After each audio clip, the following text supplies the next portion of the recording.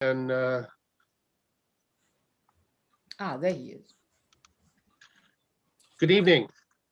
I'm Robert Nash, and I'm the president of the Winnipeg branch of the Canadian International Council. Welcome to our final event of our 2020-2021 speakers program. This is our 9th online event in the past 12 months, and I must thank our program chair, Kauser Ahmed, for his good work in delivering a diverse and engaging program. Our speakers program for 2021-2022 will start in September, and we are looking forward very much to offering a mix of in-person and online events. While it will be so nice to meet with people face to face once again, the Zoom genie will never be put back into the bottle. Local events offer us the opportunity to highlight local talent and expertise. Online events offer us the opportunity to present experts from afar and to give local experts a wider audience. If this is your first event with us, welcome. We hope that you like what we have to offer. If you have been with us before, thank you for your patronage. We look forward to seeing those of you who live in Winnipeg in person next year. And here's the shameless plug. Please consider supporting us by joining the CIC. This evening, we have 4 speakers who will lead us in a discussion of the confluence of Canadian, American, and Chinese foreign policy interests in the Pacific. We are pleased that Dr. Radhika Desai has agreed to moderate this evening's discussions. Radhika Desai is a professor at the Department of Political Studies and the director of the Geopolitical Economic Research Group at the University of Manitoba. She is the author of Geopolitical Economy After U.S. Hegemony, Globalization, and Empire, published in 2013, and many other books and articles. And being a good academic, she is currently working on 3 books at the same time: Capitalism's Geopolitical Economy, From Imperialism to Multipolarity, Marx as a Monetary Theorist, and The Making of the Indian Capitalist Class. Radhika serves on the editorial boards of many journals, including the Canadian Political Science Review, the Third World Quarterly, and the World Review of Political Economy. Dr. Desai was educated in Baroda, India, and at Queen's University in Kingston. Radhika, thank you for moderating this evening's discussion. Please, I'm happy to turn it over to you. Well, thanks very much, Robert. The title of today's panel discussion is Evolving Canada-China-US Security and Economic Relationship and Canadian Foreign Policy. And boy, there are few more topical events. As you know, relations between the United States and Canada on the one hand and China on the other have entered extremely difficult straits over the last many months. In fact, really since about this time last year. And in any case, they were sort of beginning to cool off. Relations between the 2 capitalist countries, namely Canada and the United States, and China on the other hand, were never easy. But in the 1990s, particularly, one saw a real warming of relations, a real coming closer of United States and Canada on the one hand and China on the other. And then for complex reasons, which I'm sure our panel will explore and uncover, they have gone into extremely difficult straits once again. And so we are now as many believe, we are in the middle of a new Cold War. And so I'm very sorry about that. We're in the middle of a new Cold War, and so we are going to try and understand some of its dimensions today. We have 4 speakers on our panel, 4 very distinguished speakers who bring very different perspectives and different types of expertise. We have Professor Lynette Hong from U of T, and she's going to go first. Then we will have Professor Jeremy Paltiel from Carleton University, followed by Dr. Nong Hong from the University of Alberta, and finally Shaun Narine from the University, I think, of Fredericton, right? Shaun? No, St. Thomas University. St. Thomas University, my mistake. I didn't see it very clearly here. I will introduce each speaker as they speak, and each speaker will speak for about 10 or 11 minutes, which will take us to 45 to 50 minutes in, and then we will open up for questions and answers, and I look forward to a really robust discussion.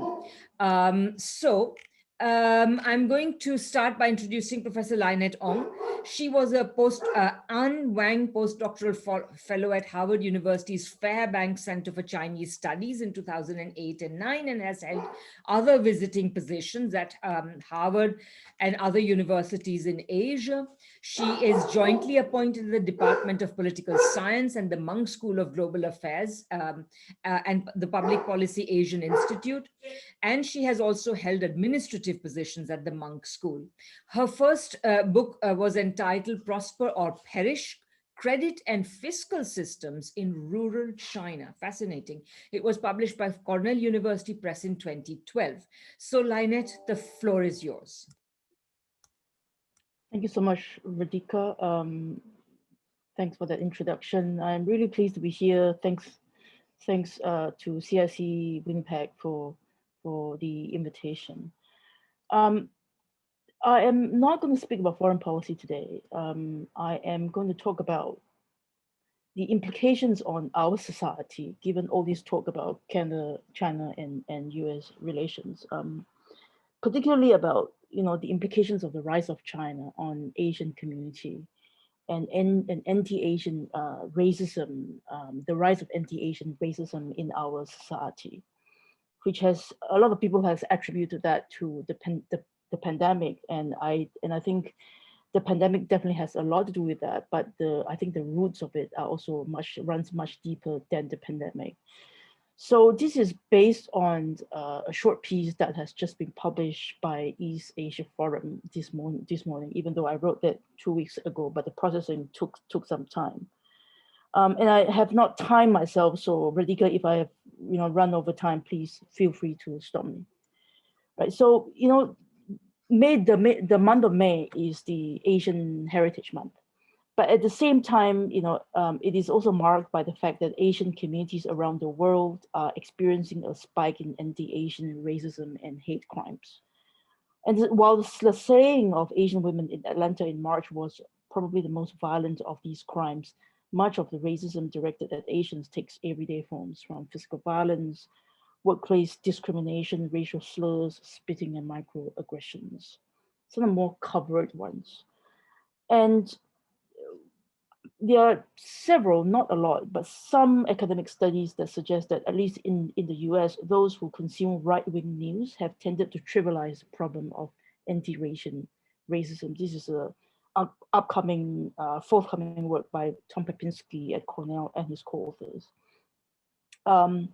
Research by Kimmy Dion also has concluded that the politics of pandemic othering, or the blaming of marginal groups for things that they are not responsible for, actually they are not new.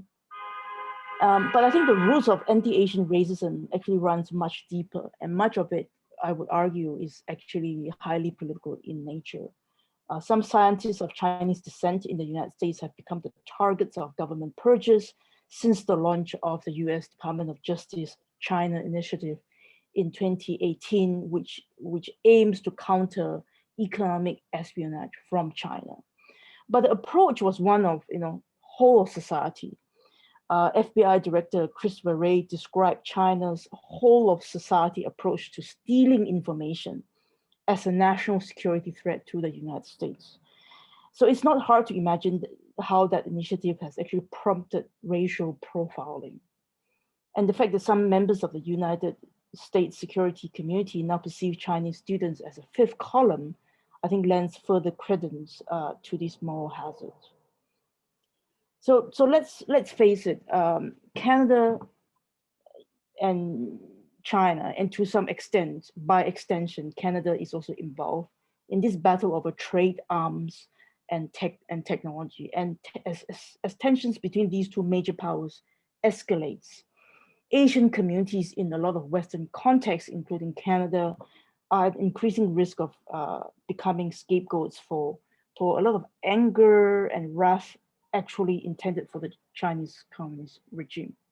So we have seen in a Pew Research Center poll that suggests anti-China sentiments have risen tremendously in the past 15 months since the pandemic, to about 60–70% across almost all Western societies, from Australia, United States, Canada, throughout Europe. And outside the United States, China's increasingly belligerent foreign policy and use of economic coercion have also provoked anti-China sentiments in Canada and elsewhere. And as Western countries try to ally themselves against China's rise, I think there's a real concern that the perception of us versus them extends to domestic residents in these countries. The labeling of COVID as the Chinese virus by President Trump, I think further escalated these sentiments. Just very recently, a couple of days ago, the US Congress has passed the COVID-19 anti-hate crime bill. And I would say that that is a step in the right direction. But I think it would be naive to think, these sentiments will disappear once the pandemic is over or the bill has been passed. But I think, there's a deeper irony here. And the irony is that many Chinese living in Western societies actually do not identify China as their motherland or the Chinese Communist Party as a political party. In fact, other Asians from Northeast, Southeast, and South Asians do not identify with China at all. But the anti-Asian rise of anti-Asian racism is targeted at Pan-Asian community. And the recent political crackdown in Hong Kong and the erosion of the one country, two systems model means that those originating from Hong Kong and Taiwan, actually, they want to dissociate themselves from mainland China more than ever before. And for the first time this year, Hong Kongers in Canada can now indicate their backgrounds when census data is collected to distinguish themselves from mainland China. I would end with one last remark, which is, I think research shows that racism is often best understood or explained through the lens of intersectionality. I think Kimberly Crenshaw at UCLA coined this term about 20 years ago. That is at the intersection of a whole host of identity markers, including gender, class, immigrant status that crisscross and then exacerbates its effect on marginal groups. And some people are at the intersections, if you think about a Venn diagram, some people are at the intersections of a few circles. So, to combat rising anti-Asian racism, I think, Western democracies, we will also need to take a whole of society approach, pun intended, to use the FBI director's term, that I think that involves the government, civil society, grassroots community, as well as the academia to raise awareness and to educate the general population and to legislate against offenders as well. I'll leave it here. Thank you so much. Lovely. Thank you so much. That was great. Next speaker we have is Dr. Jeremy Paltiel from Carleton University. He studied at Berkeley and he works on politics, government, and foreign policies of Asia, particularly China and Japan. So very important for us. And also in the broad field of development politics, again, obviously reflecting a great deal on China's relations with its neighboring countries and so on. Among his more important publications are an article, Mencius and World Order Theories in the Chinese Journal of International Politics. Another article, Canada and China, an Agenda for the 21st Century, a rejoinder to Charles Burton. So all of us who tear our hair out reading Charles Burton may owe much to Jeremy here. And finally, a book entitled Empire's New Clothes, Cultural Particularism and Universal Value in China's Quest for Global Status. So I'm really looking forward to hearing what Jeremy has to say. The floor is yours. Thank you. Thank you very much. I really welcome this opportunity here. And this is a subject that's just actually close to my heart. I've been studying China now for 50 years, really. The first thing is to deal with the fact. The fact is that there's been a collapse in trust between Canada and China, and to a great extent between the United States and the West and China at the same time. You can say the West generally. You can see recently the suspension of the investment treaty between the EU and China. It's a symbolism of this. But I would like to caution people not to read history backwards. That is to say, to make an assumption that everything that has happened now was inevitable. And I'm in the field of, partially in the field of international relations, and as early as the 1990s, people were writing articles about the rise and fall of states and the rise of China, and wondering whether this would lead to some kind of great power transition and rising conflict between these two things. I'm not of the, although I am a structuralist in general, I don't think that anything is structurally inevitable. Human beings do actually make choices. And so I would like to caution people from saying that this is inevitable and it's an inevitable trajectory. The next thing I want to do is review the trajectory of Canada-China relations and so-called and Western China relations from say 1970 on, but not in great detail. I would say that at least from China's after the initial opening of China, Nixon visit, Canadian recognition first, and then Nixon's visit in 1972, after the death of Mao and Deng Xiaoping's rise to power and China's reform and opening up, there was this general optimism of a kind of convergence, that as China becomes part of international society and as it becomes part of market economics, it would naturally converge in its governance and values with those of the major powers of the West. And when this failed to happen first at Tiananmen, and then increasingly in the 21st century as China became more assertive about its own system, then there began an erosion of trust between the two sides, as though in some sense that the Chinese had betrayed what they were promising when they were coming into the international system. And from the Chinese side, there were, especially in the Chinese Communist Party, there was always a suspicion that the West was trying to use liberalism to subvert its form of governance. And so you have had increasingly, and this is particularly true during the Trump administration, but more recently, is that on the one hand, China becomes more powerful precisely because it is better integrated in the global economy.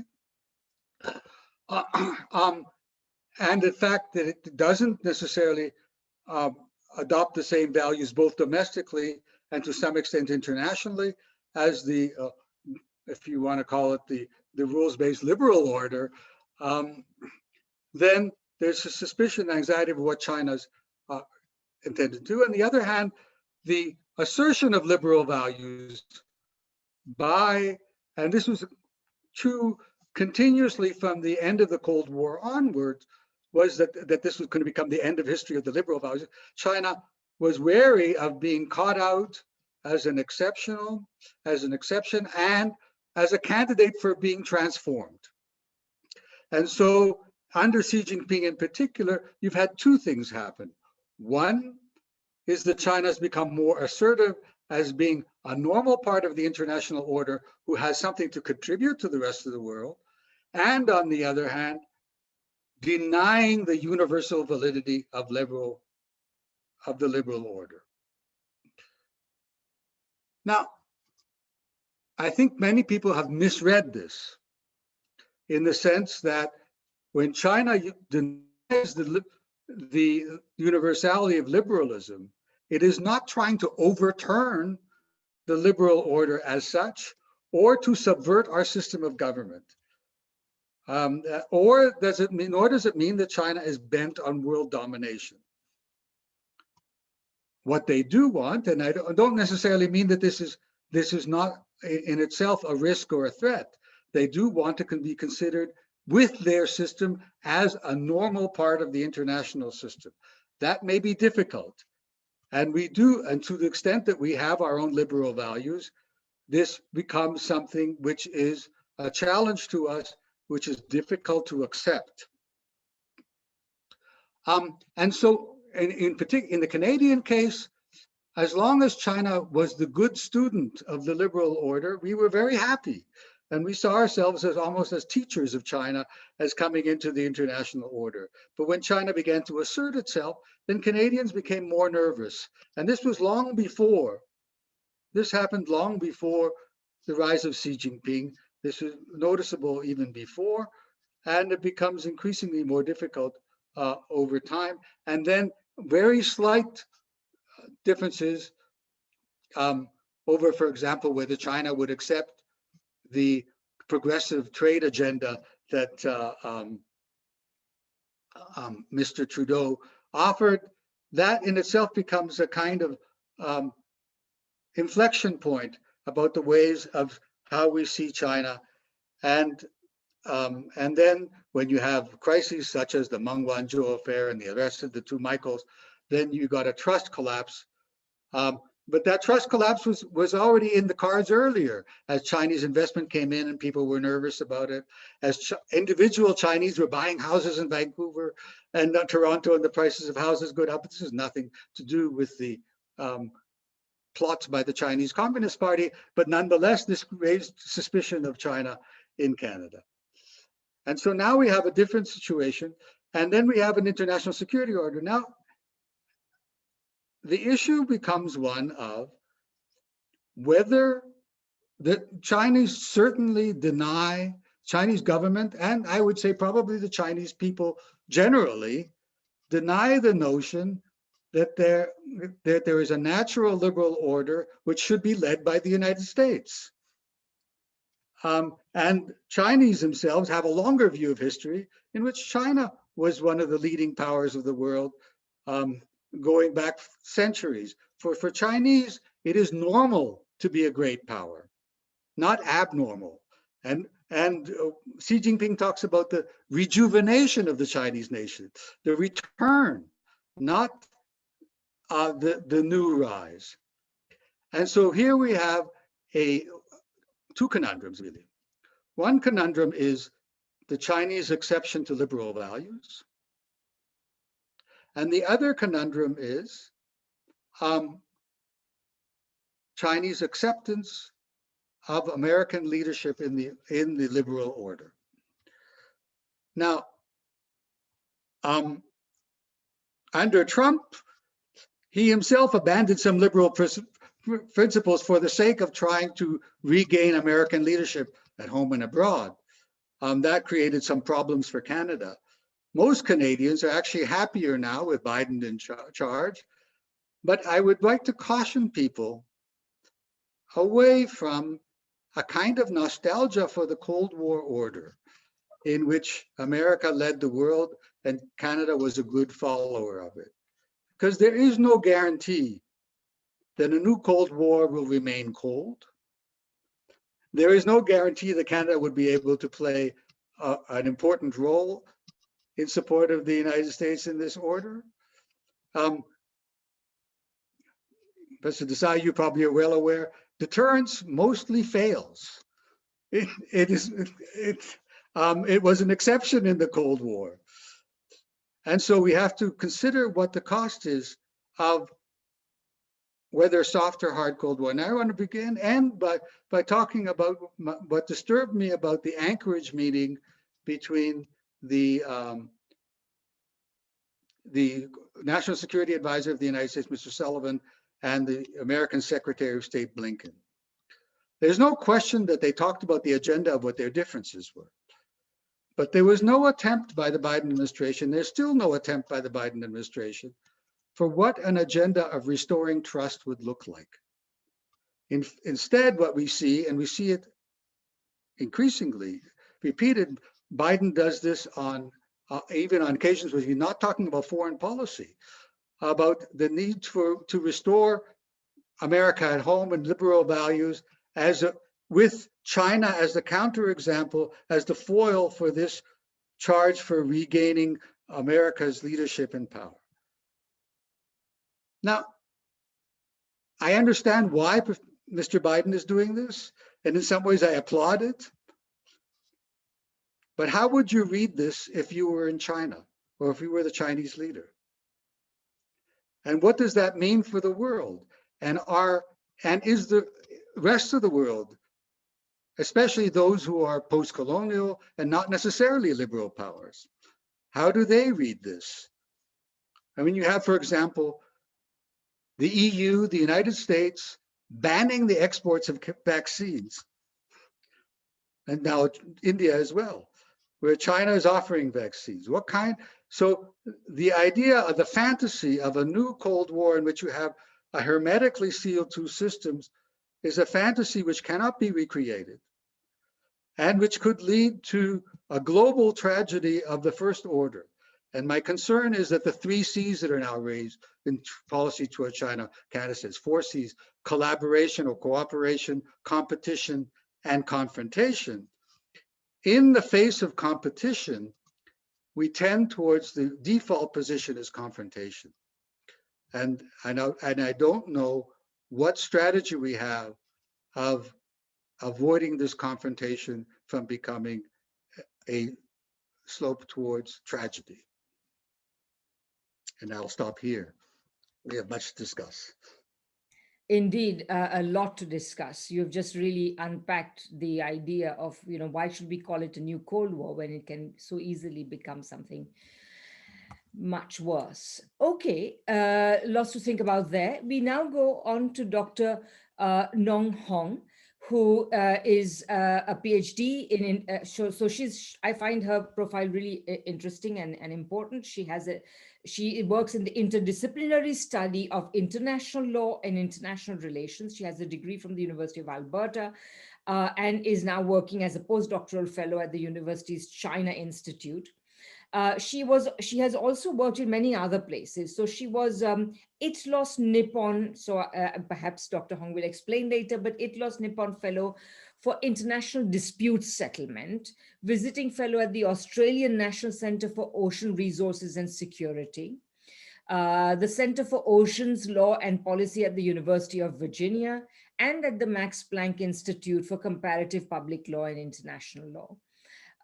She's currently also, so she has been in all these Western, essentially, places, but she also works in China. She's currently a research fellow at the China Institute, University of Alberta, and the National Institute of South China Sea Studies in China. So as I've already said, she takes a very interdisciplinary approach, combining international relations and comparative politics. And she focuses on ocean governance in East Asia and the Arctic, something of great interest to Canada. So we're all agog to hear what you have to say, Dr. Hong, please. Thank you very much, Professor Desai, for a very kind introduction. And thanks to CIC for a kind invitation. Well, I was a postdoc when I was much younger, back in 2011. I'm now based in Washington, D.C. For a think tank called Institute for China America Study, where I'm also associated with the U of A. There's a lot of... No, thank you. You thought I was younger then. Thank you very much. And there's a lot of issues concerning these 3 countries on trade, on climate change, on human rights. But I'm going to focus and narrow down my talk on the China-Canada-US relations on the maritime domain, particularly on the Arctic issue, because Canada and the US are 2 major little states of Arctic, and China as a non-Arctic state, but obviously it's increasing its presence in the Arctic governance. So in general, China has no territory or maritime claims in the Arctic and has been very silent on many of the outstanding maritime claims between the Arctic coastal states. As a precondition for gaining entry into the Arctic Council, China accepted the new criteria, which means that it respects the sovereignty and the sovereign rights of the Arctic states, as well as acknowledging the United Nations Convention on the Law of the Sea in 1982 as a legal regime governing the Arctic. In 2018, China published its first Arctic policy white paper. So now let me start with China and Canada. So a couple of issues that often be brought up when we talk about these bilateral relations on the Arctic. First, on the Northwest Passage, on the shipping, and also on China's investment, and also on the scientific research. The debate on the Northwest Passage normally pivots on the legal status of this passage. For instance, the US and European Union will regard the Northwest Passage as the international strait for freedom navigation, while Canada deems it as an internal water. So other than this long-standing objection raised by the US and European Union, I think Canada's position on the Northwest Passage was not challenged by countries who recognized the importance of shipping through the Arctic, for instance, China, Japan, and South Korea. So in China's Arctic policy in 2018, China maintains that all activities exploring and utilizing the Arctic should be conducted in compliance with UNCLOS and Svalbard Treaty, as well as other general international law. On shipping in particular, China expressed a desire to work with all the parties to build a policy growth through developing other shipping routes. And on the shipping, I think Arctic shipping is an area of interest to China and of great importance to Canada. So it should be in both countries' interest to pursue or expand cooperation in this field. Then on the issue of investment, I think Canada would require a large amount of foreign direct investment for infrastructure and resources extraction in order to develop the northern part of the country. And China is a viable source of direct foreign investment in energy. And then in mutual beneficial development projects is important for both countries. So in addition, the increased trade between Canada and in Asia has been a clear objective of the Canadian government economic strategy to diversify Canada's trade. However, I will have to admit that Canada is very cautious about the nature of a large amount of investment in the Arctic region. For instance, some scholars advise that the Canadian government should be aware about any future Chinese large-scale infrastructure investment in the north. And then on the other hand, some other scholars in Canada advise the government to cautiously welcome China's participation in the Canadian Arctic through the Polar Silk Road Initiative, because Canada has been trying to build the necessary maritime infrastructure and advanced resources projects needed in order to create more jobs and lower the cost of living in the region in the north. So, but there is difficulty to assess the region given the high cost of Arctic operations. So Canada needs the ports and harbors in the Arctic to supply their Navy and also Coast Guard vessels over the ice-free season, as well as to support Canadian resources development and commercial shipping. So in this regard, if Chinese shipping companies are interested in using the Northwest Passage, as they already did with the Northern Sea Road in the Russian water, there may be a matching interest in investing in the new infrastructure.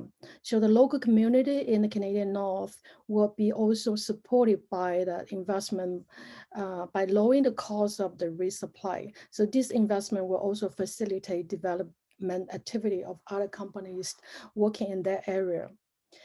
And then another issue concerning these two countries' relations on scientific research, I think compared with China's engagement with a lot of the European and Nordic countries on the Arctic research, its collaboration with Canada is not in the Arctic research, not that substantial. So every year, I think China has put a lot of efforts in investing resources into the Arctic research and also in Antarctica. Canada also spend millions of dollars every year on the Arctic research projects. So it's important and it's very helpful to benefit both countries if they continue to engage or start to engage with each other in the maritime research by sharing the data and also research opportunity to further their collective knowledge and also contribute to the international scope of understanding on the Arctic climate. And there, I would like to talk a little about opportunities and challenge and which face between Canada and China. So this rising interest of new actors, like not only about China, it's also about other countries like Japan, South Korea, India, Singapore, who were granted observer status together in 2013. So these newcomers will create new uncertainty and will create a new narrative on potential threats. So the Canadian commentators have been particularly skeptical of China's intention and agenda with respect to Canadians' Arctic water resources and fishery resources. So the emergence of China as a major, increasing presence in Arctic and also partnering in Arctic development has produced mixed reactions in the Canadian media, academia, and also the general public, which have been shaped and guided by ongoing debate. So the debate, on the one hand, some scholars suggest Canadians should be aware of East Asians, particularly China's, as revisionism actors with interest to counter that of the Canadian interest. On the other hand, some other scholars argue that Canada's national interests in the Arctic are generally compatible with those East Asian countries, and they see the opportunities of cooperation and mutual benefits very important for Canada. So, and there is another suggestion, instead of adopting, because China's slogan of Polar Silk Road Initiative is somehow it's not that welcome in Canada, in some other countries. So instead of adopting China's slogan, I think some experts encourage Canada government and also the public and media to understand Chinese slogan with very similar strategy as European Union as a global, as a public global player in the Arctic. And then for Canada, it's also worry about investment record of Chinese state-owned enterprises, which may harm the environment in Arctic in terms of development in this region. So in that regard, I think Chinese 28th Arctic Policy White Paper make it very clearly that it requires its enterprise to observe the laws of the relevant state, the coastal states, for instance, in Canadian law, in the development activities. Now I would like to also move on, because I'm looking at also trilateral relations. So I'd like to talk a little bit about the US and China engagement in the Arctic. There has been a limited exchange of views between the US 1 and minute, China. maybe 2, yeah? 2 minutes? 1 or 2 minutes, yeah. Okay, sure. So between the US and China, because the policy varies from Biden administration's policy compared with Trump administration, also Obama administration. So Trump administration is very concerned about increasing engagement of the US, the engagement between China and Russia. So they're very focused more about the power politics competition in this region rather than environmental climate change. So with Biden administration's focusing and bring the international institutions to the table, we're going to see more opportunity for the US and China and also Canada relations in the domain of maritime cooperation, and also a joint effort to tackle the climate change effects. So my conclusion, looking forward, even though the Arctic is often described as the region of cooperation, however, the opportunities for greater attention may arise given the power politics competition in this region. However, we should also be aware that among these 3 countries, we have existing experience working together in terms of cooperation in areas of scientific research and climate change as well. So in the future, we're looking forward more opportunities for cooperation rather than competition. Well, thank you for allowing me more minutes to finish my talk. Thank you. Not at all. You were perfectly on time. I just wanted to remind you, that's all. Okay, so we now have our final speaker, Dr. Shaun Narine. He hails from Alberta and he now works at the St. Thomas University in Fredericton. His work has focused chiefly on ASEAN, the Association of Southeast Asian Nations, which are really quite important as part of China, as part of China's neighborhood, really. He has also worked on other institutional arrangements in the Asia-Pacific region, has written on Canadian foreign policy in the Middle East, on humanitarian intervention, on normative change in the international system. On ASEAN, he has published 2 books, Explaining ASEAN, which came out in 2002, and then The New ASEAN in the Asia Pacific and Beyond in 2018. And now he's working on a book on Canada's relations with China, totally topical. So without further ado, I would like to hand over to Dr. Shaun Narine. Thank you very much, Dr. Desai. If you have any problems hearing me, please let me know, because I'm going to be reading a little script here. I'm going to be talking down. First off, I just want to say that I'm not an expert on China, despite my aspirations to do a book on Canada-China relations. I am very interested in Canada-China relations and Canada-US relations. and how these intersect. Now, I have a limited amount of time, so my comments will lack subtlety and nuance. In the best case scenario, they would have nuance, but hopefully I can get into that a little bit later in the Q&A. So let me begin. First, I'll begin with the observation, a pretty obvious observation, that Canada and China are experiencing their worst relations in the two countries' modern histories with each other. This is largely due to conflict over the arrest of Meng Wanzhou and also China's mistreatment of the Uyghur people. The basic argument that I'm going to make is that China is too important an international actor for Canada to continue to have such hostile relations with it.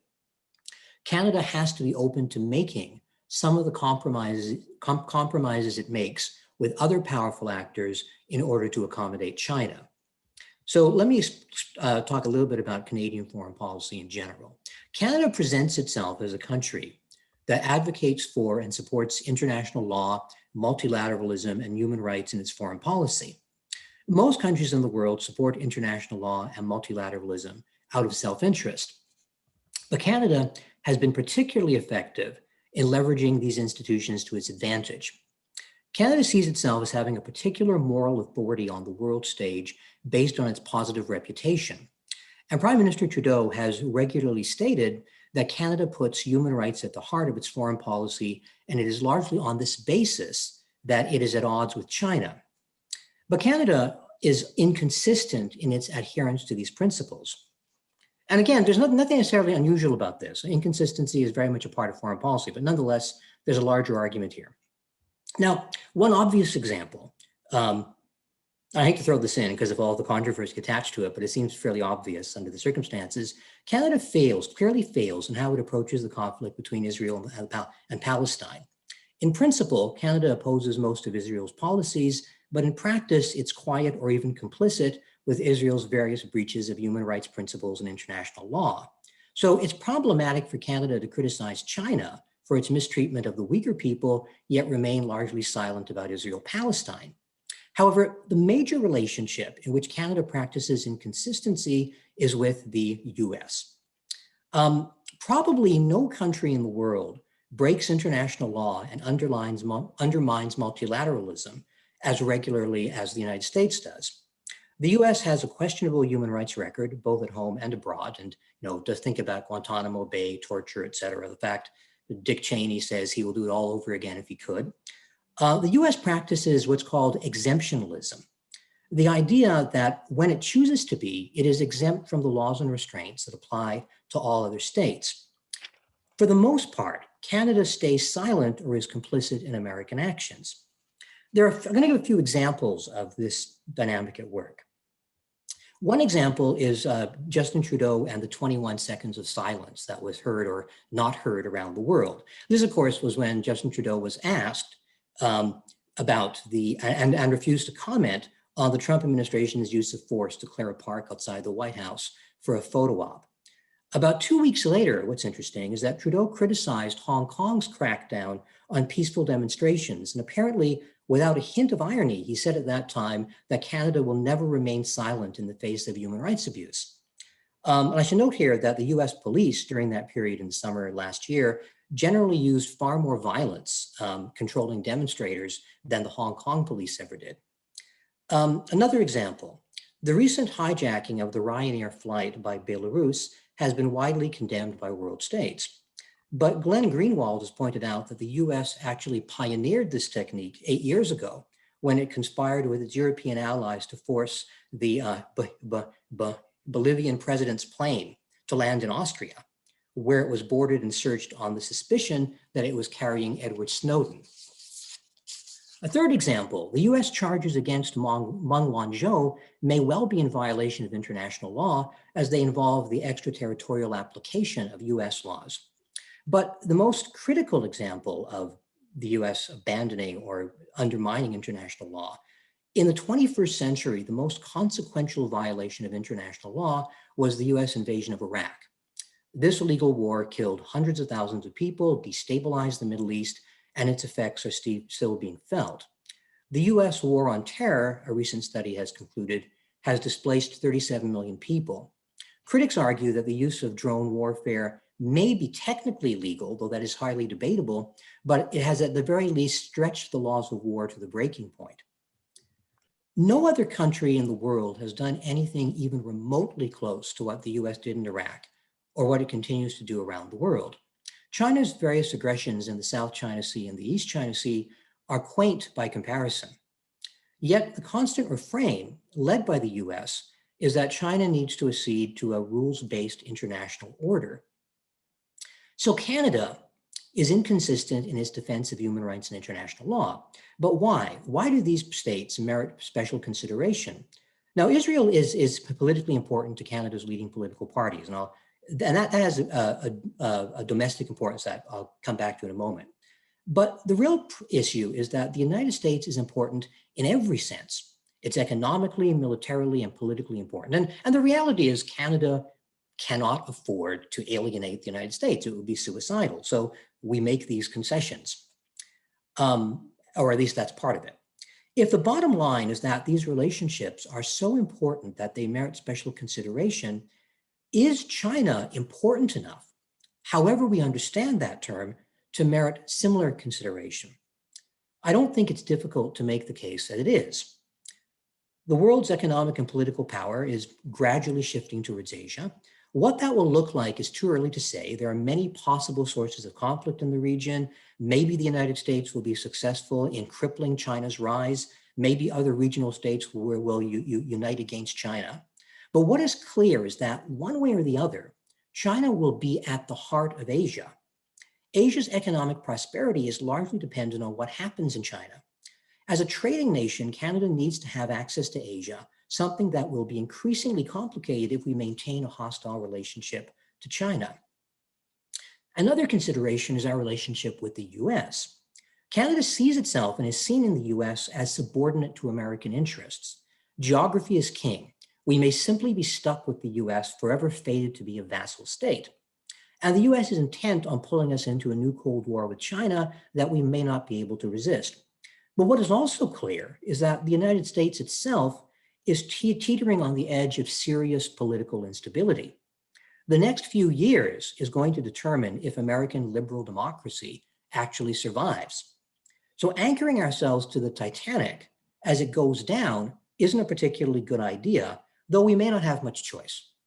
But if we do, we need better relations with the rest of the world as a life raft. A final consideration here is demographic. According to Statistics Canada, by 2036, almost 50% of the Canadian population will be immigrant or second generation. As much as 58% of Canada's immigrant population will be born in Asia.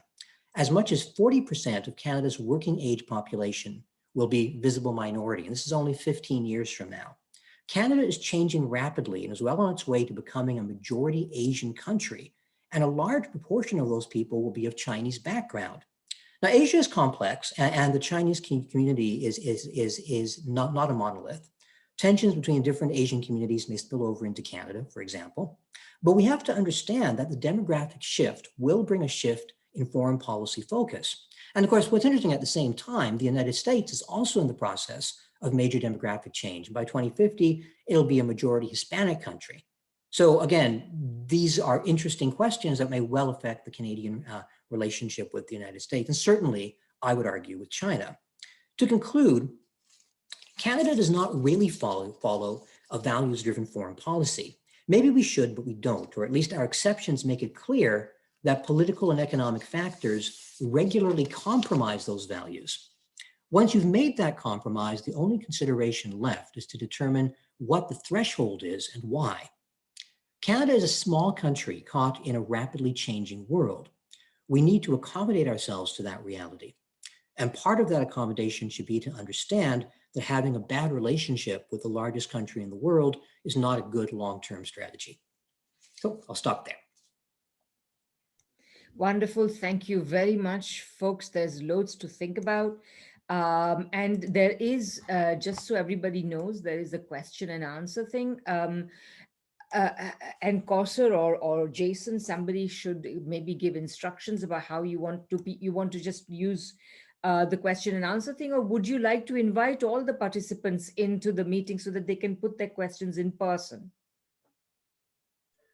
If there's a small number of people that want to ask questions, I'd be happy to let them do it in person. There's a small number of attendees. We have exactly So 11. So if anybody wants to ask a question in person, just say something in the chat and I'll invite you on stage. If not, the Q&A tool is there, and you guys can type your questions there as well. okay, so maybe while we're waiting, I would love to set the ball rolling, because I have lots of questions for all the speakers, and maybe I'll just pose them. In fact, I'm going to pose them in relation to each speaker, but I think you'll all want to perhaps jump in and answer them. So to Lynette, I would just like to ask that, you really described some very important realities of our time. I think the rise of anti-Asian racism is exceedingly worrying, and the efforts of our states to combat it are comparatively puny. So this is something very bothersome, very worrying.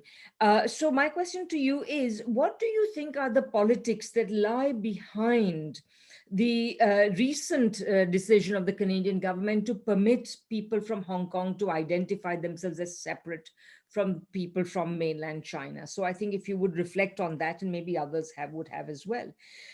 My question for Jeremy, again, you coined a number of really good expressions: collapse of trust, very important. Deterrence mostly fails, equally important. And I think that you expose the problem of the Cold War. But my question to you, and perhaps also to Shaun, is, to what extent do you feel that Canada is really towing an American line on foreign policy? Should it do so? Should it not do so?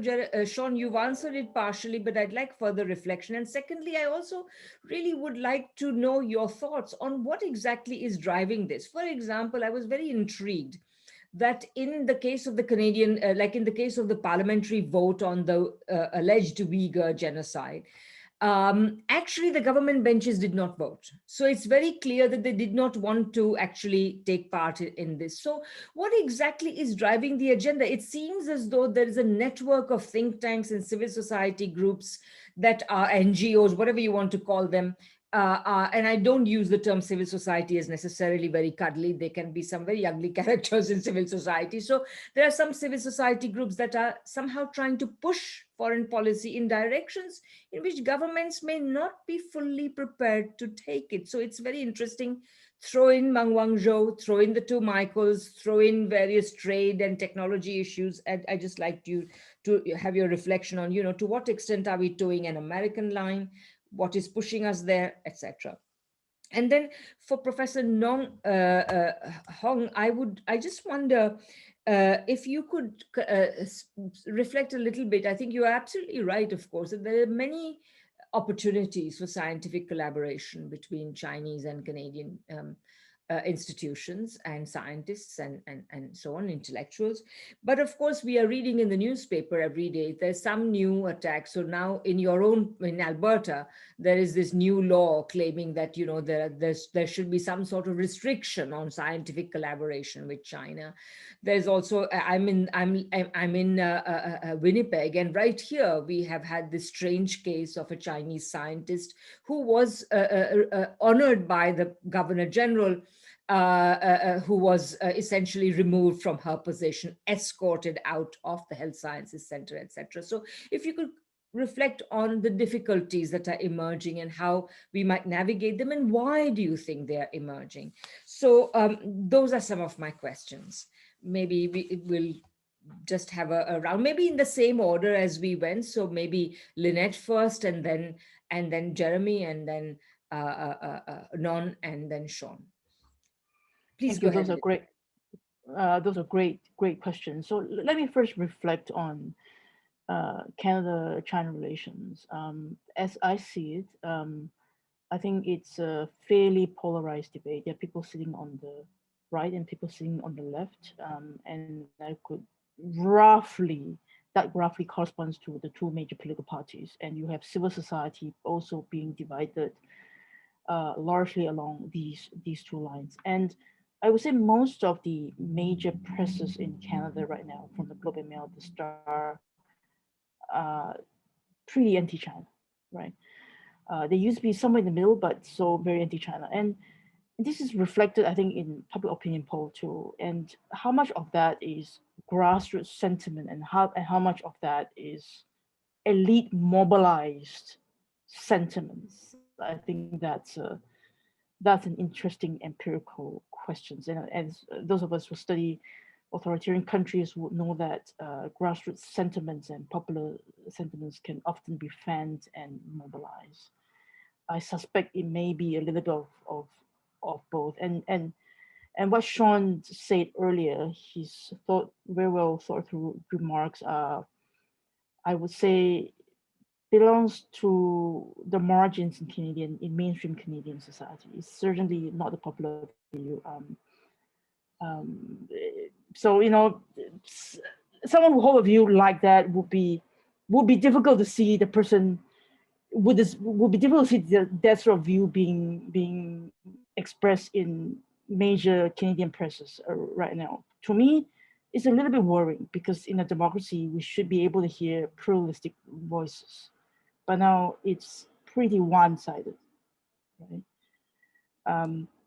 So on anti-Asian racism, I thought a lot of my colleagues were going to talk about the major power relations. I was going to reflect on, so my reflection was, given what's happening geopolitically, what are the implications on our society, and try to link that with anti-Asian racism. And I see a lot of linkages between them. One is the rise of China and the rise of public opinion against China. And then people, I'd say very generally, people kind of lack of appreciation between China as a Communist Party regime, and then what it does, and then its implications on grassroots community. I mean, that's a big concern to me. Those of us who work in universities, in touch with Chinese students, Asian students, we hear all sorts of stories. Some good ones, some not so good ones. Some of them get accused for doing a bunch of things because they belong to a certain association. It's almost like guilt by association type of allegations. And I think using the terminology of Cold War would just complicate things. I would rather we don't use terminology, just look at facts as it is. So I'll leave it there. Happy to elaborate. Great, thank you. Also, sorry, I have not addressed your question about Hong Kong. Yes, please. Yes. There has long been this protecting dialects type of movement going on in Hong Kong, in southern China, in Guangdong province. And Hong Kongers obviously speak Cantonese, which is very different from Mandarin Chinese. They see themselves as having distinct culture, cuisine, food, cultural practices that are quite distinct from the people from the PRC. And I think, the ability to differentiate themselves in the senses, and I think that is very welcome, as far as I know, by people from Hong Kong, because given this dispute going on now in Hong Kong, they clearly do not see themselves as part of the PRC if they have a choice. Great, thank you. Okay, so next, Jeremy, please. Yes, well, you asked it a complicated question, but I will try to answer it as simply as I possibly can. I think that in the 21st century, China has become the symbol of people's experience of greater uncertainty in their own lives, economically and otherwise. The rise of China is the visible face of the change in the global order. And so when you associate economic uncertainty going back to the financial crisis 2008, you saw the way Donald Trump basically targets the whole China as responsible for America's economic problems. Now you have the pandemic, which clearly is in some ways is associated with China. In fact, so here sometimes the truth is stranger than fiction in that respect. And so you have this combination of things which gives this visceral side of people connect their own feeling of insecurity with the rise of China. And that contributes, unfortunately, to anti-Asian discrimination in Canada, which is absolutely un-Canadian. You have these two sides of things which are contradictory. On the one hand, we see our identity projected by our Prime Minister in terms of supporting human rights, but on the and human dignity. On the other hand, the rise of China has been, and our criticism of China is occasioned by anti-Chinese rise in anti-Chinese discrimination. This is, first of all, should be unacceptable, intolerable, and we should be asking ourselves questions about how we talk about China. Now, who is doing this? Well, actually, it's not NGO. I mean, the Conservative Party of Canada is on record as basically targeting China as the cause of the problem. And it's not, I'm not going to blame the Conservative Party. Knows very well that it has supporters and other people in other communities who support that action. So it's there in public in the Conservative Party. I was asked. Let me answer the question that also about the genocide resolution. Look, I'm going to be very clear. I have no doubt. I know very well that crimes against humanity are being perpetrated in Xinjiang. I have personal problems with using the word genocide because people associate, for two reasons. One is that most people associate that with mass slaughter, and that's not what's being talked about in terms of Xinjiang. But the other reason, which is one which is even closer to my heart, is that the Genocide Convention is one of the strongest conventions in international law.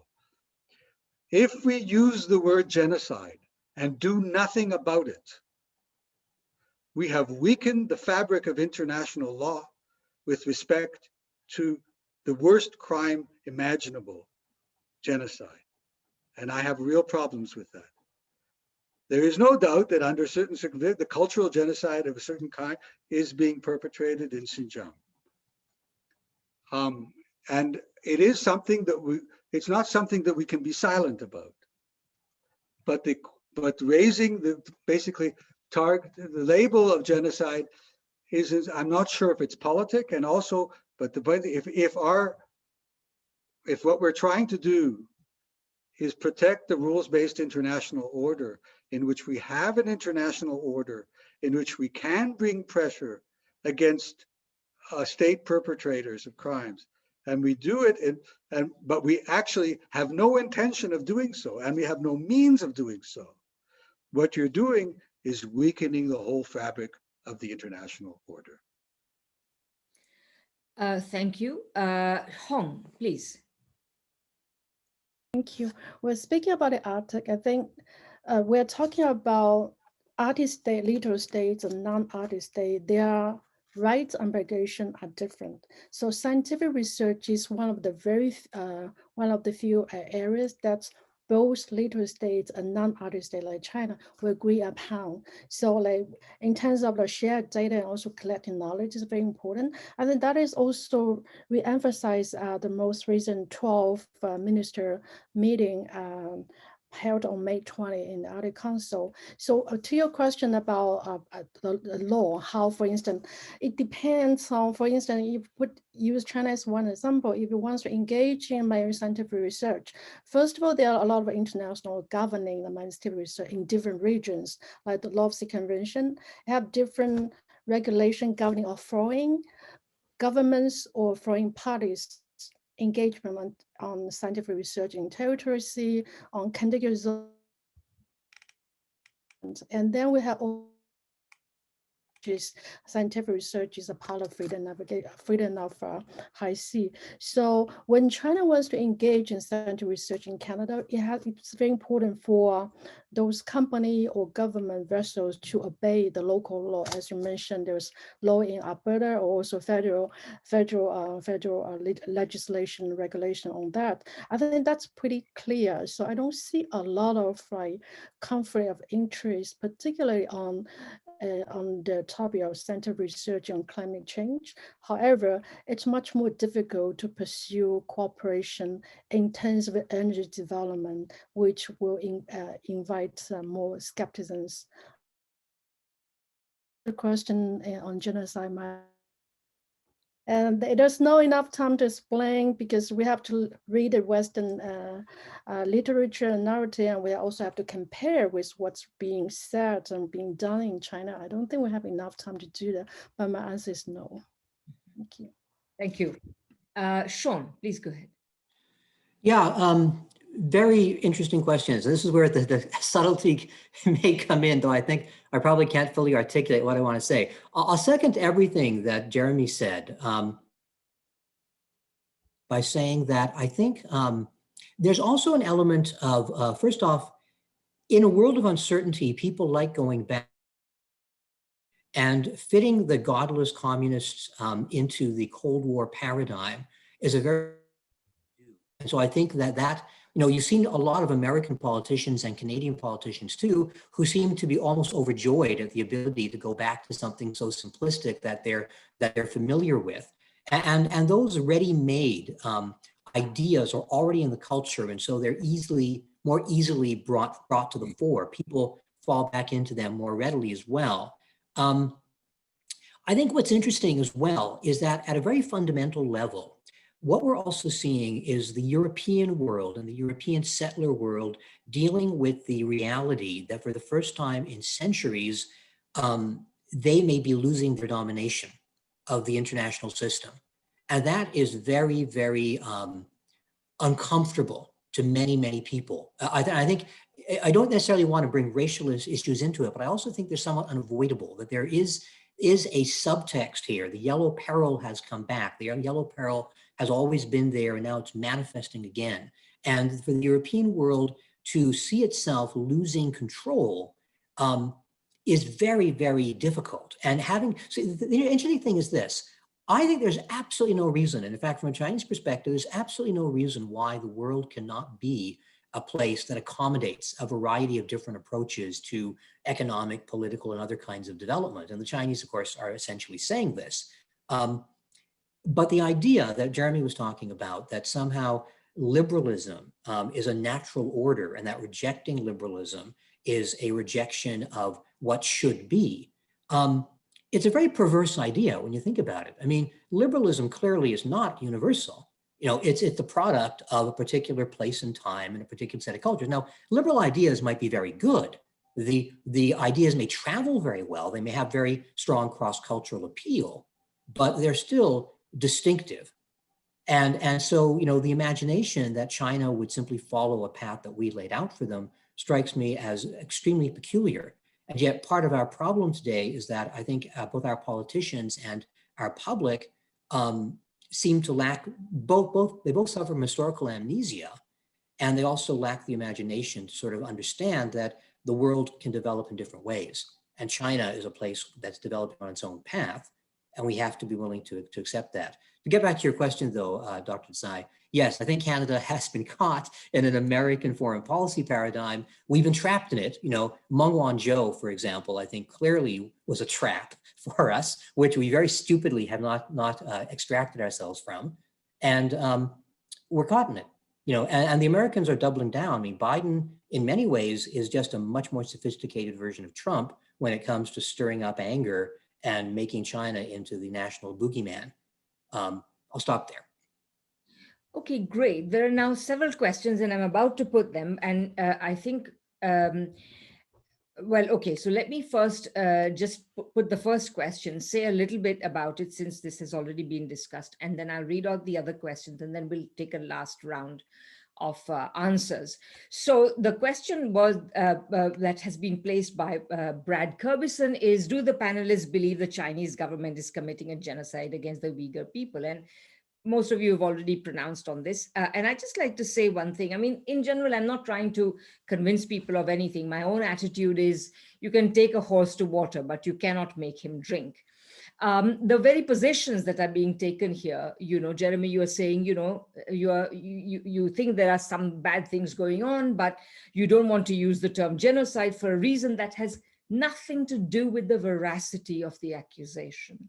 And I think ultimately, if you're going to make the accusation, it has to be a matter of veracity. And everything I've seen does not and people like Jeffrey Sachs and many other prominent intellectuals have come out and said there is no genocide in Xinjiang against the Uyghur people. So I think that's one thing we have to take into account.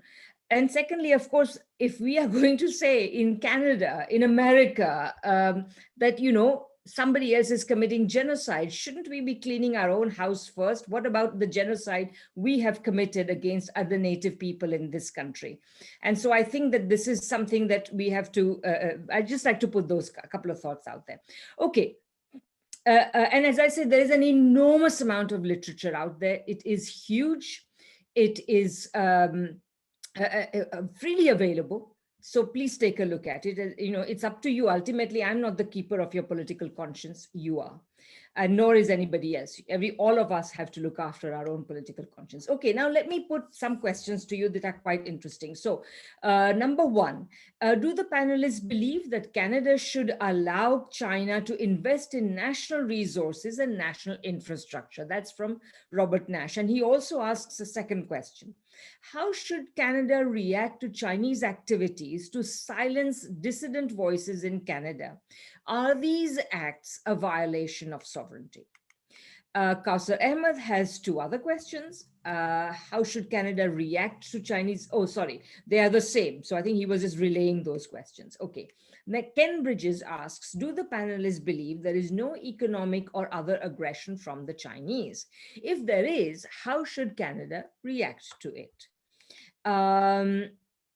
Lynette says she has to leave, so I'm going to give the floor to her first, and then if she must leave, we can leave. And this is the last round of questions. So Lynette, please feel free to answer any and all of these, and then we will just go in the same order as before. Sure, thank you. I didn't realize that this was scheduled until 9:30. On the question of Uyghur, my position is, I think there is crime that has been committed against humanity, whether or not that amounts to genocide. That's, I think, according to international convention, that's a legal term. I'm not a legal expert. It's a very complex and loaded term. I would rather not go into there. And I'm not sure calling it a genocide would actually help to solve the problem. And it's also my personal view that I think sanctions do not help.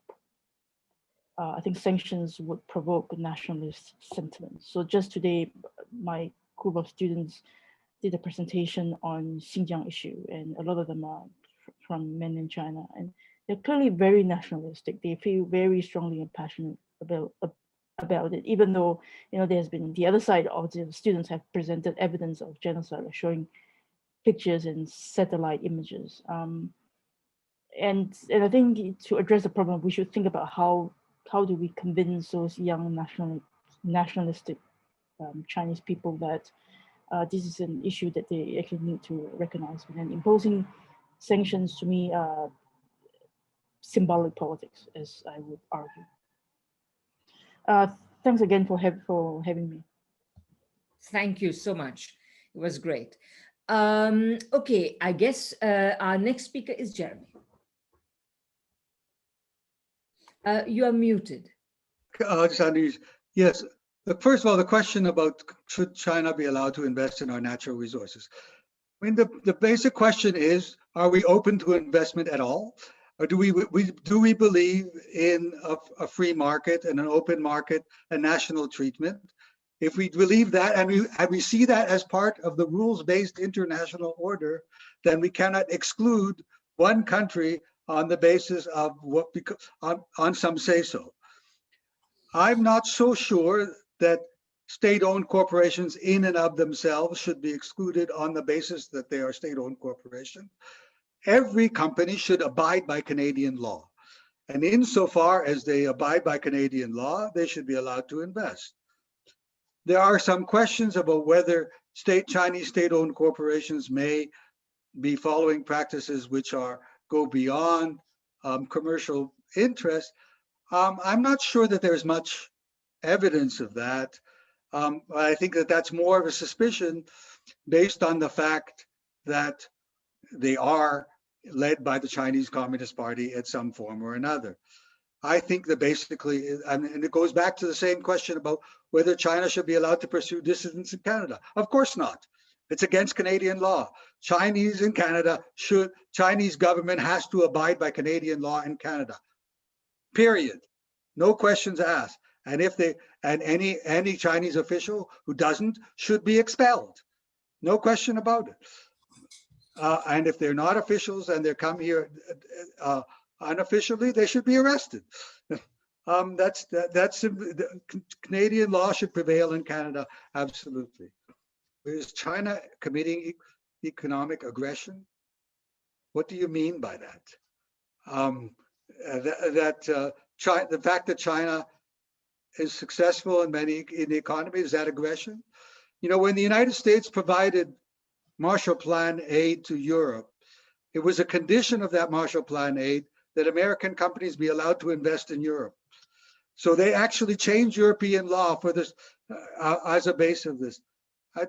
China has not made such demands on Canada. Although they were close to it, they might have tried to make such demands in the course of negotiating a free trade agreement, but that's a bilateral negotiation and Canada can agree or disagree as it wishes. So, you know, the fact that China is economically, I think the question betrays a fundamental distrust that China could possibly be successful and have its government the way it is. I think it goes back to what Shaun says. China is successful, and China is successful mainly by playing by the rules. It is sometimes not played by the rules, and as Shaun has pointed out, it's not the only country that doesn't always play by the rules. But its major success has come because of the rules that it has pursued. Up to recently, 70% of Chinese exports were provided by foreign invested companies. That is to say, it's our companies, American companies, European companies, which are responsible for the bulk of the success of Chinese exports. So if you have a beef with Chinese exports, your beef with your own companies, not with the Chinese. Great, Jeremy. Thank you. Very interesting. No, please go ahead. Actually, I want one more point I think I want to add. Please, please. In case you were interested, the one major country in which Canada's exports increased last year, in last year's pandemic year, was China. Our exports decreased to all other markets. China was the only market in which we actually increased our exports. And at least you should try to understand the facts before you make accusations. Thanks. That's very helpful, Jeremy. And actually, that reminds me, if I may slightly abuse my prerogative as chair and simply say one thing. One of the astonishing things about Canada is that the one thing we refuse to learn from China is how did they contain the pandemic? The reason why our exports to China increased is because their economy was functioning within a couple of months. They have managed to not only control the pandemic in Wuhan, but they continue to contain the pandemic. What is it they are doing that we are not doing? Why is it that we are lurching from lockdown to lockdown, and that the only thing that's going to save us is the vaccines, and that remains iffy? The Chinese economy was open and working without vaccines a long time ago. I'm not an anti-vaxxer. I've got my jab. I'm waiting for my second one. So don't get me wrong. And vaccines have a role to play. But my point is, why do we have to wait for that? Why isn't our public health system geared for that? Another lesson to learn. But anyway, enough of my abuse of my chair privileges. Nong, you are next, and then Shaun. Yeah, I will be very quick, following on the question on whether Canada should allow China to invest in the resource development. I think the Chinese companies, it's already there. It just on how much, to what extent that the Canadian, whether the federal or the local government or company would like to have Chinese a ratio of investment in a particular project. And I think what matters most is not whether China should be allowed. It's a matter about how the Canadian companies or government should create a term in terms of like more favorable to Canada's development. And I think that's more important for Canada. And in terms of Chinese investment in the resource, as I mentioned, it's pretty much difficult than other areas like climate change or in development, scientific research.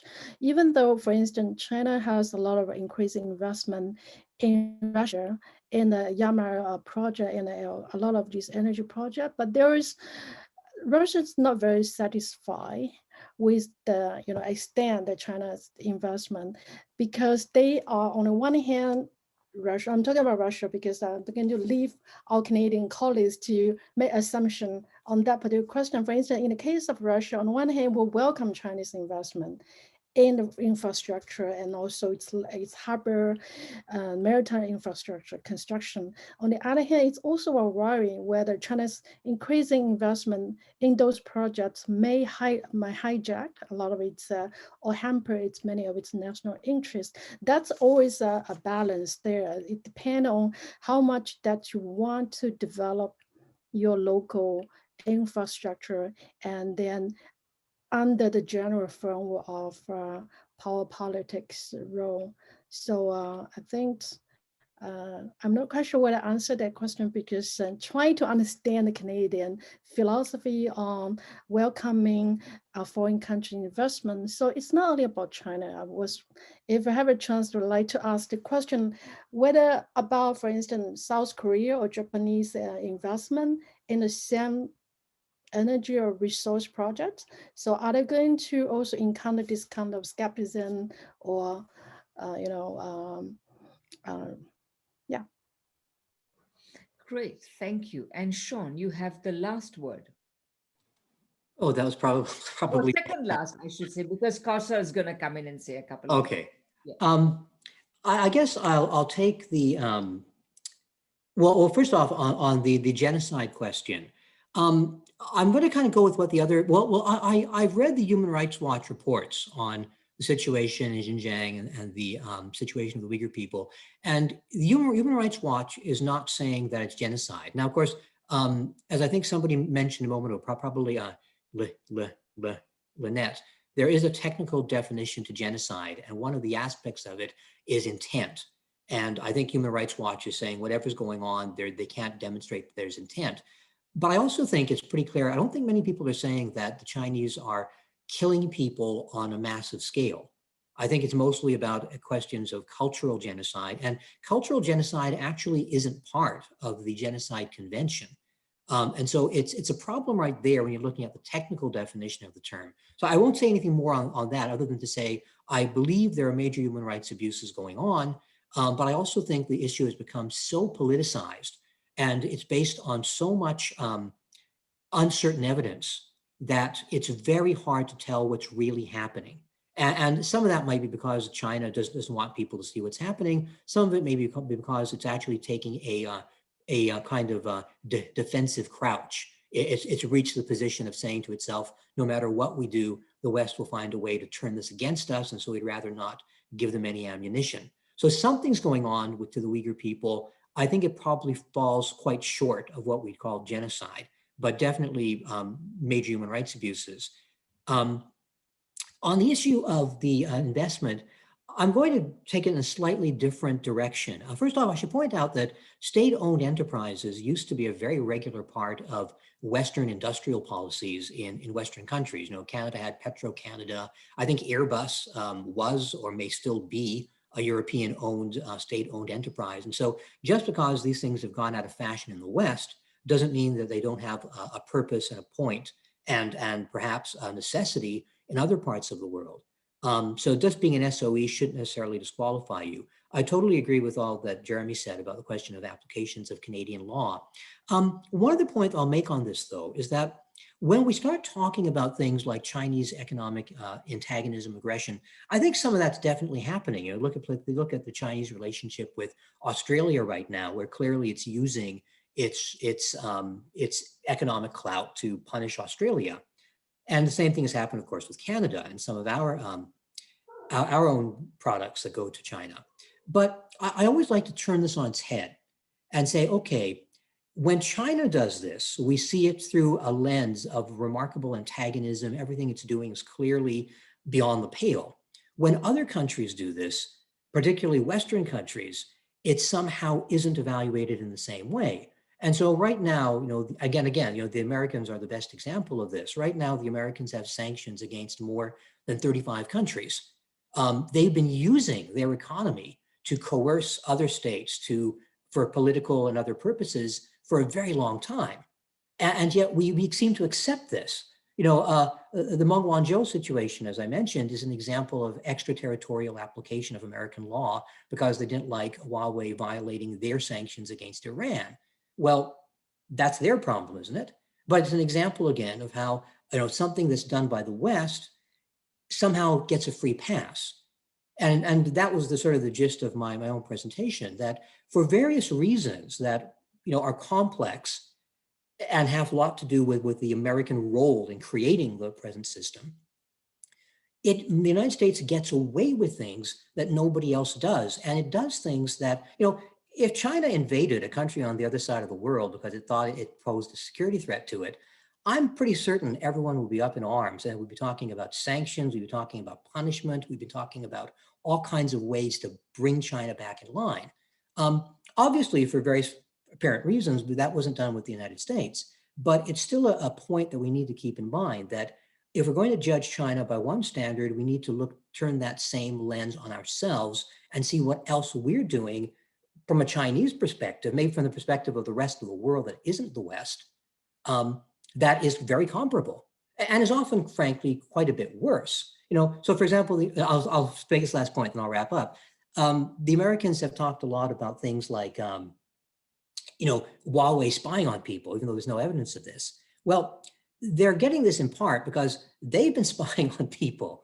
This is what the Edward Snowden situation was all about. They've been spying on people on a massive scale for a very long time. So very often when China is accused of doing things, and you look a little bit into the history, the Western world already did it. Like debt traps, for example. Talk to Latin America about getting caught in Western debt traps. Talk to most of the third world about getting caught in Western debt traps in the 1980s and 90s. And then China is accused of doing the same thing. And so again, we're using a kind of a double standard. And it's not even clear China is actually doing some of these things. The debt trap issue, for example, it's not at all clear that China is catching countries deliberately in debt traps. But I'll just end there, otherwise I'll blather on endlessly. But it's an interesting, I think, blind spot that we have. And I think some of it is cultural, some of it's historical. And getting back to Professor Desai's point, that's what the historical amnesia that I was talking about a little bit is about. We tend to forget that the Western world built itself on an absolutely rapacious conquest of the entire planet. So everywhere that we have very successful democracies today and very successful liberal democracies, very often the history of these places is built on blood and bone and the foundations of people who have been destroyed. So that doesn't mean we should give a free pass to other countries that are doing that same thing today. But I do think it means we need to talk about our own history and make accusations to others with being a lot more humble about it. Being a lot more conscious of the fact that we actually don't know how to go about building successful liberal democratic states without killing a hell of a lot of people. And that's not to say you can't do it. It's just that we're not the example of how to do it. So we should keep that in mind when we're forcing ourselves on the rest of the world. So I'll stop my rant there. Otherwise, I'll go on for the rest of the night. Thank you so much, Shaun. And I just again take one small liberty. You are so right. I think that we are living in a time when finally these issues of imperialism, conquest, settler colonialism, etc., coming out in the open. One of my little contributions to that has been to expose, with the help of many, many other scholars, I'm not alone in doing this, the extent to which the so-called gold standard relied not on gold, but on India. And by that, we mean British India. That included present-day Pakistan, present-day Bangladesh, and for a time, present-day Burma. It was such a huge part and tribute from India and other ways of appropriating India's finances, which were entirely in British hands, were essentially the fuel that ran the gold standard machine. I've written about it. If you like, I'll send you. Anyway, but I think it's just it's a very important sort of things to say. And I hope that the CIC will hold further events like this. And now I'd hand over to the organizer of this event, Kausar Ahmed, for a few remarks. And so I will end my role here.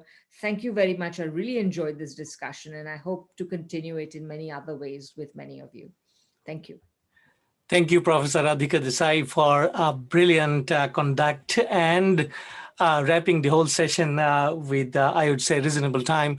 Dear audience, we are very privileged to have all these eminent scholars in this evening with us, sharing their insights and thoughts about China, US, and Canada trade and security relationships, which we term evolving. When I actually planned this session, I had two things in mind because I do personally study Rohingya crisis quite intensely, and where China is, of course, involved in that particular area. And also being in Canada, I wanted to bring the scholars into the discussion how the evolving relationship, whether it is in the right trajectory, whether we think about our relationship with China should change at some point in time.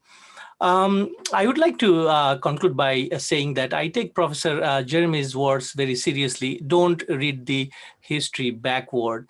And it is nothing inevitable. The interstate relationship evolves. But what is important is people-to-people relationship, whether these changes also because of states' relationship, that really matters. Dear audience, we have heard right from the beginning, Professor Lynette's very humble presentation, how the anti-Chinese hate is increasing in almost in all the places in North America, which is really scary for other minorities living in this country, because if the states' relationship directly impacts people-to-people relationship, it is not good for the future. And of course, dear audience, we hope you have enjoyed the very lively discussion and different thoughts about China, about our role in terms of shaping the humanities in the future. And with this, I would like to also say that this is our last event from the CIC Winnipeg branch, and we are very happy to have organized some of the interesting and stimulating events in this year. And thanks to President Robert Nash. And on my behalf, Kausar Ahmed, I would like to thank all the panelists today for your time and energy and your persuasions. Thank you so much. Robert, back to you for closing remarks. I don't think I can really say much more than what you've already said, Kausar. We've had a great year. Our audiences aren't always as big as we'd like, but they're always engaged. And we strive to bring interesting topics, controversial topics, uncomfortable topics to the table sometimes. And because that's how we learn. We can't move forward if we don't understand the counter arguments. You know, it's the first thing you teach young students when you're talking about critical thinking and critical writing is you got to look at all perspectives. And I think the panelists tonight have helped us consider some new perspectives. That doesn't mean that they're going to change our minds, but it means that we have different ammunition, different ideas in which to factor into our own thinking. So on behalf of the Winnipeg branch, I want to thank the panelists. I want to thank Radhika for moderating us this evening. I thought it was a great event, and hopefully some of you will see in person in the future, and some of you we might see on Zoom again because you're too far away to see in person in Winnipeg. So that's been one of the blessings of the Zoom explosion in the last 12, 14 months, is that we've been able to bring external to Winnipeg speakers to a local audience. We hope to do that occasionally in the future, and we also hope to be able to unleash our own local experts on the rest of the world. So thank you all, and good night.